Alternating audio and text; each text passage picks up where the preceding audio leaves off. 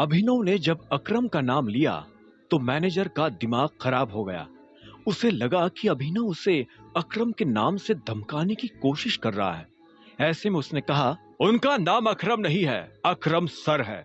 और मुझे ऐसे छोटे मोटे डिसीजंस लेने के लिए उनसे नहीं पूछना पड़ता है। मैं इस कंपनी का मैनेजर हूँ और इतनी पावर तो मेरे हाथ में भी है कि अगर कोई बंदा काम नहीं कर रहा हो तो मैं अपने से नीचे के उस बंदे को जब चाहूं तब फायर कर सकता हूं। यह सुनते ही अभिनव को हंसी आ गई, लेकिन उसने अपने आप को रोका और बोला, सीरियसली, मैं काम नहीं कर रहा था। तुमने मुझे इसलिए फायर किया या कामिनी ने तुम्हें मेरे खिलाफ भड़काया इसलिए? तुम कहना क्या चाहते हो? मैं किसी के बहकावे में आने वालों में से नजर आता हूं? मैनेजर ने गुस्से में अपना हाथ टेबल पर पटकते हुए कहा।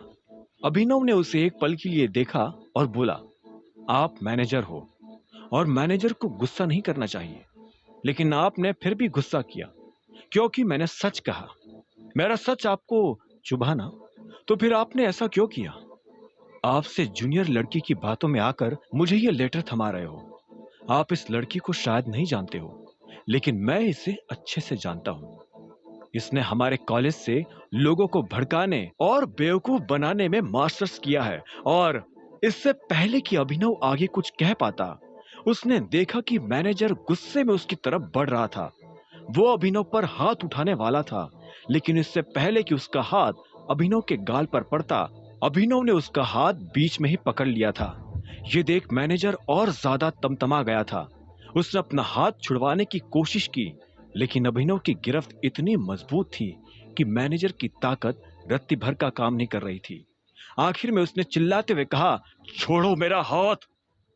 अपना हाथ संभाल कर रखते तो मुझे इसे पकड़ने की जरूरत ही नहीं पड़ती। अभिनव ने मुस्कुराते हुए कहा और मैनेजर का हाथ छोड़ दिया। मैनेजर ने देखा कि उसके हाथ पर लाल निशान बन गया था। उसे तेज दर्द हो रहा था। उसी दर्द में उसने गुस्से से अभिनव को देखा और चिल्लाते हुए कहा, you are fired, understand, get lost. Abhinav ने पहले मैनेजर को देखा और उसके बाद उसकी नजर उस लेटर पर पड़ी जो मैनेजर ने उसे दिया था। अभिनव ने तरीके से उस लेटर को फोल्ड किया, फिर से उसी लिफाफे में डाला और मैनेजर के मुंह पर मारते हुए बोला, मैं जा रहा हूं। तुम्हारी कंपनी तुम्हें को मुबारक, जड़ बुद्धि कही के। और इतना कहकर अभिनव जोर से मैनेजर के कैबिन का दरवाजा बंद करके वहां से निकल गया। वो ऑफिस से बाहर आ गया था। जब वो बाहर आया तब उसे याद आया कि उसने अनन्या से कहा था कि वो शाम को उसे ऑफिस लेने के लिए आ जाए। अभी शाम होने में काफी टाइम था। अगर वो इस वक्त घर जाता तो सभी लोगों को उस पर शक हो जाता। ऐसे में अभिनव ने एक कैब बुक की और गुड़गांव की सड़कों पर इधर से उधर घूमने लगा। साहब, ये तो बताओ कि जाना कहाँ है?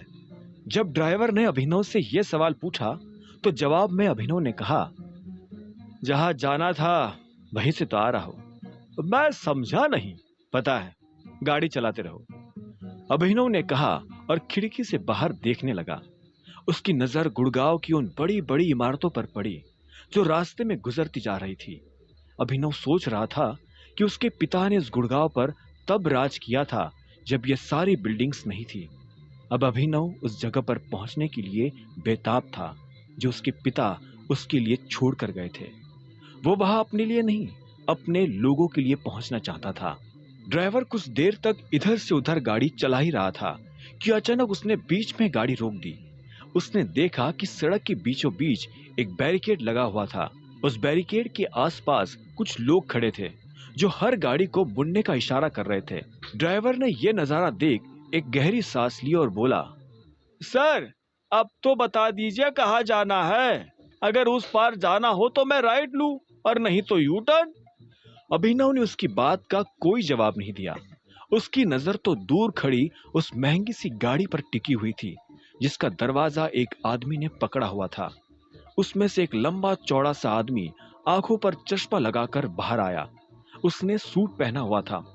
जैसे ही वो बाहर आया तो इतने में उसके गार्ड्स उसके आसपास आकर जमा हो गए। एक आदमी ने छाता खोला और उस आदमी के सिर के ऊपर लगा दिया। उस आदमी के हाथ में मोटा सिगार था। अभिनव ठीक से उसका चेहरा नहीं देख पा रहा था। जैसे ही वो आदमी आगे एक बिल्डिंग की तरफ बढ़ने लगा, तो इतने में अभिनव ने ड्राइवर से पूछा, ये आदमी कौन है? अरे सर, आप इनको नहीं जानते? ये है दिग्पाल छिंगावत। टाइगर के बाद अगर पूरे गुड़गांव में किसी की तूती बोलती है तो वो इन्हीं की बोलती है। जैसे ही ड्राइवर ने अभिनव को यह जवाब दिया, तो अभिनव की सांसें तेज हो गई। न जाने क्यों वो घबरा रहा था। ये घबराहट उसे डरा नहीं रही थी, बल्कि उसे खुश कर रही थी। वो दिल से ये चाहता था कि उसे बस एक बार दिग्पाल से मिलने का मौका मिल जाए। आज उसे वो मौका मिल गया था। वो ये देखना चाहता था कि आखिर दिग्पाल दिखता कैसा है। ट्रिपोर, मैं यही उतर रहा हूं, अभिनव ने कहा और गाड़ी की पिछली सीट पर पैसे रखकर कैब से बाहर निकल गया। वो सीधा उस बिल्डिंग की तरफ बढ़ते जा रहा था जहां दिग्पाल गया था। इस बीच अभिनव के दिमाग में कई सारी बातें चल रही थी। उसने जब दिग्पाल को इतने बड़े जत्थे के साथ देखा, तो उसे ख्याल आया कि अगर दिग्पाल जैसा आदमी इतने बड़े जत्थे के साथ चल सकता है, तो फिर उस दिन उसके पिता इतने बड़े जत्थे के साथ क्यों नहीं चल रहे थे?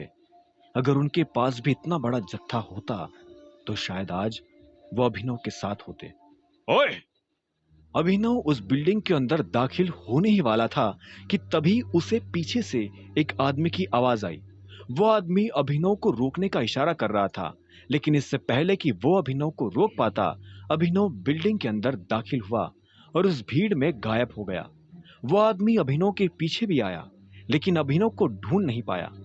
जब वो आदमी निकल गया, तो अभिनव भी बिल्डिंग की लॉबी की तरफ बढ़ने लगा था। वो दूर से देख पा रहा था कि दिग्पाल भी लॉबी में खड़े होकर एक आदमी से बात कर रहा है। अभिनव धीरे धीरे उसके करीब जाता जा रहा था। वो उसके बहुत पास पहुंच चुका था, फिर भी वो दिग्पाल का चेहरा नहीं देख पा रहा था। दिग्पाल अभिनव को धर ना ले, इसलिए अभिनव ने अपनी नजर बिल्डिंग की तरफ घुमा दी थी। वो बिल्डिंग गुड़गांव की सबसे बड़ी बिल्डिंग्स में से एक थी। अभिनव उसे देखकर ताज्जुब कर रहा था कि आखिर ये बिल्डिंग थी किसकी। इस बीच उसे लॉबी में किसी के चलने की आवाज आई। अभिनव ने देखा कि एक लड़की दिग्पाल के सामने आकर खड़ी हुई और झुककर उसे सलाम किया। इसके बाद उस लड़की ने दिग्पाल से कहा, चलिए दिग्पाल सर। दिग्पाल आगे चल रहा था और वो लड़की उसके पीछे चली जा रही थी। दोनों आपस में कुछ बात कर रहे थे। वो अपनी बाई तरफ बने दरवाजे की तरफ बढ़ते जा रहे थे। अभिनव ने भी उसके पीछे जाने की ठान ली थी, लेकिन इससे पहले कि वो दिग्पाल का पीछा कर पाता, इतने में एक हाथ ने अभिनव के कंधे को जकड़ लिया। तुझे क्या लगता है तू यहाँ जासूसी करेगा और हमें पता नहीं चलेगा? उस आदमी ने अभिनव से कहा, जिसने उसके कंधे पर हाथ रखा था। अभिनव उसे देख अंदर से घबरा गया, लेकिन उसने अपनी घबराहट को अपने चेहरे पर नहीं आने दिया। इससे पहले कि अभिनव अपनी सफाई में उसे कुछ कह पाता, उस आदमी ने अपने बाकी लोगों के साथ अभिनव को खींचकर बाहर ले जाना शुरू कर दिया था। वो उसे ले जा ही रहे थे कि तभी एक आदमी दूसरी दिशा से भागता हुआ आया। उसके कपड़े देखकर लग रहा था कि वो भी इन्हीं लोगों का साथी था। उस आदमी ने कहा, क्या कर रहे हो? छोड़ो उसे और मेरे साथ आओ। जैसे उस आदमी ने कहा, तो अभिनव के कंधे पर से उस आदमी का हाथ हटा और वो लोग अभिनव को घूरते हुए वहां से निकल गए। एक सेकंड के लिए तो अभिनव को लगा कि आज वो जिंदा वापस घर नहीं जा पाएगा। जैसे वो अकेला हुआ कि इतने में उसका फोन बज उठा। उसने देखा कि अकरम का फोन था। अभिनव ने फोन उठाया तो उधर से अकरम ने कहा, अभिनव तुम कहाँ हो? अकरम की आवाज में अर्जेंसी साफ सुनाई दे रही थी। अभिनव ने अपने आप को संभालते हुए बोला, मैं अभी मरने ही वाला था। मैं इस वक्त क्लैरॉन नाम के एक होटल में खड़ा हूं। अभिनव ने शीशे से बाहर लगे बोर्ड की तरफ देखते हुए कहा। जैसे ही अकरम ने अभिनव के मुंह से यह नाम सुना, तो उसके होश उड़ गए। उसने कहा, तुम दिग्पाल की प्रॉपर्टी में क्या कर रहे हो? यह दिग्पाल की प्रॉपर्टी है? अभिनव ने पूछा। अकरम ने गहरी सांस ली और कहा, देखो, अभी ये सब छोड़ो और मेरी बात ध्यान से सुनो। चुपचाप जल्द से जल्द ऑफिस आओ। मैं अभी थोड़ी देर पहले ही यहाँ आया हूँ और मुझे पता चला है कि यहाँ क्या हुआ है। ऐसे काम नहीं चलेगा अभिनव। अगर तुम यहाँ ऑफिस असिस्टेंट की पोस्ट पर ही काम करते रहे, तो जो हम चाहते हैं वो नहीं हो पाएगा।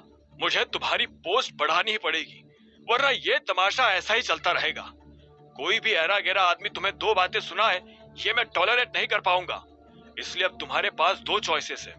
या तो तुम एके प्राइवेट लिमिटेड में मैनेजर की पोस्ट पर बैठो या फिर अपनी कंपनी में कर्मचारी बन जाओ। मैं वही आ रहा हूं, मिलकर बात करते हैं, अभिनव ने कहा और फोन काट दिया।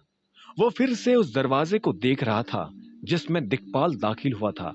अभिनव का मन तो कर रहा था कि वो सीधा उस दरवाजे में घुसकर दिक्पाल को देख ले, लेकिन उसने अपने आप को रोका और वहां से निकल गया। कुछ देर के बाद वो एके प्राइवेट लिमिटेड के ऑफिस पहुंच चुका था। उसे कंपनी से निकाले जाने की खबर पूरे ऑफिस में आग की तरफ फैल चुकी थी। ऐसे में जब सभी ने अभिनव को वापस ऑफिस में देखा तो उनकी आंखें फटी की फटी रह गई।